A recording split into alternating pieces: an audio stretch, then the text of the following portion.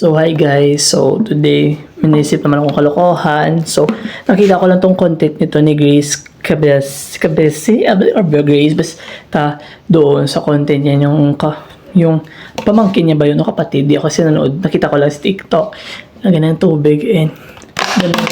So, ipaprank natin yung kapatid natin. Guys, so let's go, kuha tayo ng tubig. Ito na siya guys. Usually, ito lang. Water na ito kahit. Ito na lang siguro.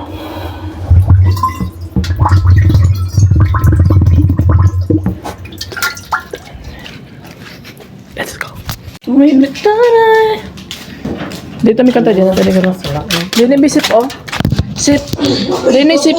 Sip. Ay, nakita ko ng ulta mo. Paprito ko!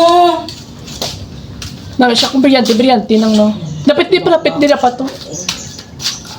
Go na. Tapos ako ni Amang Tungkod, ako si Imang Tungkod ni Imang. Nutusan kita.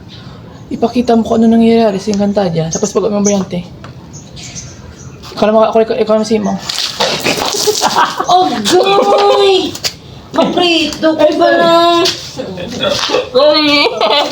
Okay guys, bye.